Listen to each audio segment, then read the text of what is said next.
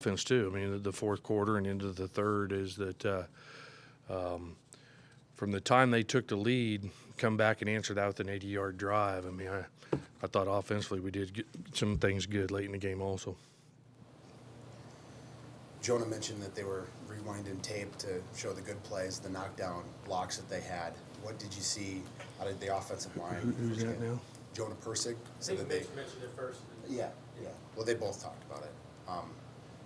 Rewinding the game film to show the positive plays of them knocking down Oregon State players. How did you feel like they played in their first game? And then there's also kind of the knockdown cup for pancake blocks that they'll have this year. How did you feel like they played and kind of the reward for doing good things like that? You know, each group has their own little things, and for me to tell you I know exactly what all of them are doing, I don't. You know what I'm saying? Is that you know, when I look at the film, we tried to play physical. I think we played hard. We can continue to improve up front of playing physical, and I think we can get more people knocked down to the ground than what we did. But for the first game out and the changes we've made, I think that I was pleased offensive line. Anytime you don't give up any sacks, and same with Mitch. I mean, he made good decisions and didn't give up any sacks. So the negative yardage plays definitely took a step backwards, which they needed to. But there's the pre-snap penalty things, though, that we got to get better at. We control that, and so you know, and then obviously the two bad snaps. So there's sloppiness there, but we'll go to work on it. And if you watch the games all weekend, very few teams look perfect, and we all have problems, and the good teams get them corrected each week that show up and get ready to go for the conference. Trace, one thing watching other games this weekend is the targeting call, just kind of how inconsistent it can be sometimes. I mean, you guys obviously had the night the other night, but just what are your thoughts just in terms of, like, is it being enforced consistently enough? I can't make that comment after 1 week, you know what I'm saying? But there's some gray area in there, and unfortunately I don't get to make the decision on it. You know, I just got to live with the decision. So, like I say, I think the rule is good for the game. The intent's good, and you know, I would make the same argument. There's the gray area in what's considered a catch. You know, when you watch some of those replays, and so as we move along, hopefully we can get rid of some of those gray areas. But we'll work on control what we control, and that's getting the target down a little bit lower and continue to play hard. But you know, obviously whatever they decide off replay, they decide. What is it about the last 3 or 4 years FCS teams seem to be, it's not stunning when they beat an FBS team anymore. It happens more in the last 2 years than it used to. Right. I think that you know, they get some awfully good kids that if they don't go there initially, you know, what we call bounce backs, you know, kids close to home that went away and were good football players and for whatever reason decide to come back closer to home and play. Number two is that when you coach at that level, and you didn't have to worry much about motivation the week you played bigger schools, because all those kids felt like they should have the opportunity to play at a Big Ten or a Power 5 school, and now they get their chance to show everybody that they can do that. And so the games are always fun, you know, when we were there and playing against bigger schools, and so they'll play hard. Again, you know, that's a big step for them if they're able to win, and so you know, we'll have to bring energy and we'll have to play well fundamentally in order to win. Tracy, Huff seemed like he was around the ball a lot the other night. Is he becoming more of a every down linebacker for you?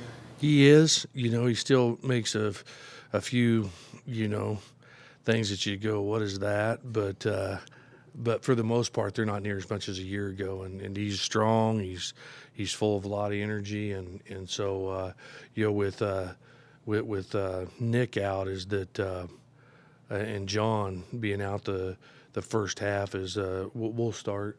Julian, he'll start, and Cody will be in the middle. So he'll get his opportunity to start and see what happens. Does he kind of need to sort of harness his live wire energy a little bit?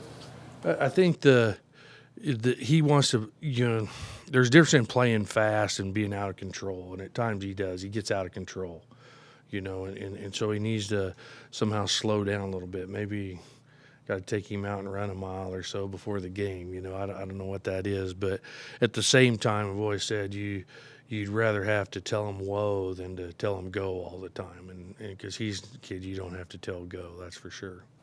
We know Carter Coughlin was slowed by a knee injury. Yeah.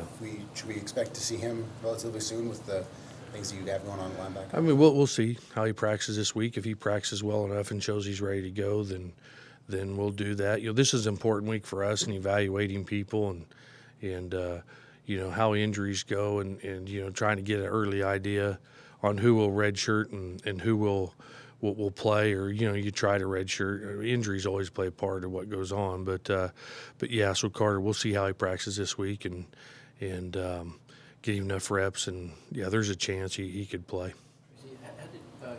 How you found Beavers again, and if he's 215 now, what did he weigh when he came in here? He was only like 180 pounds, I want to say 85 pounds, and so is that we felt like he could get to the 230 eventually, and that was like 3 years, you know what I'm saying? I mean, but all of a sudden he got his weight up to where it's decent, but I mean, he's very explosive off the edge, and he showed up in practice last spring a little bit, and then he had a great summer, and then during fall camp he just kept, making plays off the edge, and so I think he can help us in that regard, obviously, as he showed, you know what I'm saying? And I hope that as time goes on, he gains a little bit more weight and can be more of an every down type of player. But that's what I think the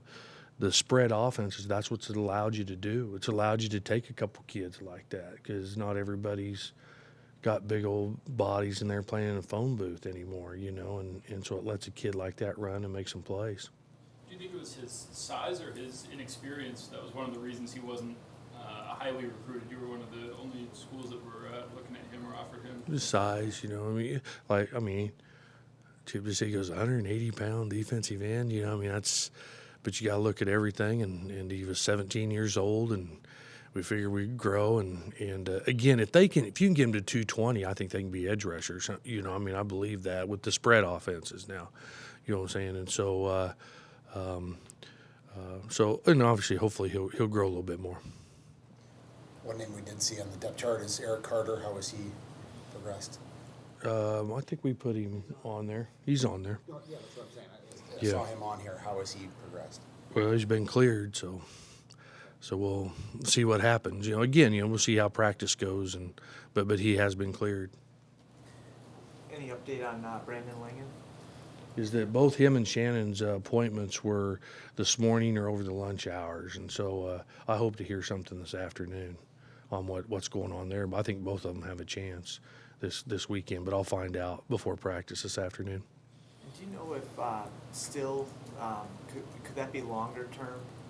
We talked about him being out for the one game. Isn't it amazing is that things get tweeted out and everybody puts stuff out there. It's not 2 or 3 months, okay? He's probably going to be out 4 weeks, okay? It would be my guess, and depend on how he heals. All right, but it's not 2 or 3 months, and no, we're not considering redshirting him. That's not an option. All right. It seemed like Rodney Smith, a lot of those runs made something out of nothing. That show up on film too. Yeah, did, and that's why Shannon too. We get both of them back. I mean, they're tough kids now. They'll make a hole when there's not one, and his pass protection. I mean, he had one great play that he picked up the blitz and let Mitch get off on a 3rd down and let us keep the chains moving. And so I thought Rodney played awfully well, and punt stuff. So he played well for us, and we just need to get Brooksy back to. He don't have to take as many snaps, and I think they'll both be really good on that regard. Seems like the past couple of years, you guys have actually gone off to better starts in conference play offensively than in non-conference. What are the reasons you think are behind that? Well, this first game is, like I say, if you don't play the same non-conference teams every year, is that, Oregon State changed their defensive coordinator. I mean, they changed things on offense and with this quarterback. And that's why first games they're hard, unless you know exactly what you're going to get. And so they came out and showed us a couple things against their defense that we weren't quite ready for.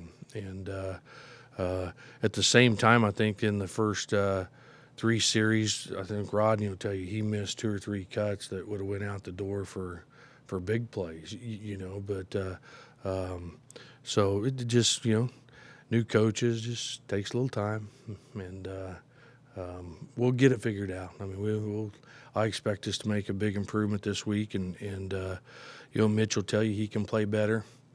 Is that there's a lot more on his plate, and he missed a few things here or there, but nothing critical. That's the thing that pleased me the most. We stayed away from any of the critical areas of blowing any protections and things like that. So I think, again, the inconsistency sometimes in the non-conference is just you're not common with against opponents that you play a lot of times. You guys are thinking more early rather than playing and reacting and just running. Well, you're going to think a little bit when something shows up that you're really not expecting. You know what I'm saying? And so that's the whole key to it, and you work against as much stuff as you can, but eventually when you get to game week, you got to put your best guess on what you're going to see, both offensively and defensively. And I mean, when on defense, I had times I was wrong. The first 2 drives, people moved the ball on us, first 2 drives, and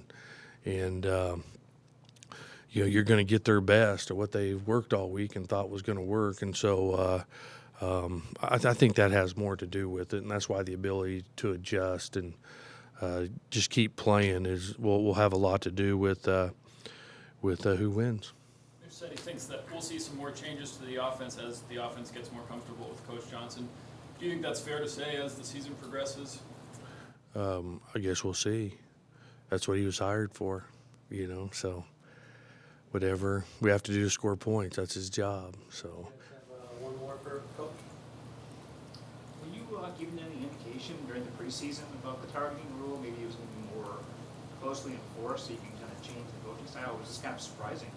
Yeah, well, we ain't change. I mean, like I say, I've been coordinator the last 4 years, and it's been the same targeting rule, and kids got a little excited, and like I say, John's was hard. Tayon's a young kid; he's got to learn, and we were playing against a shorter quarterback too, and all that. That quarterback's hard down in the pocket because it's the zone on that quarterback is smaller than a strike zone in baseball that you can hit that guy now, and so.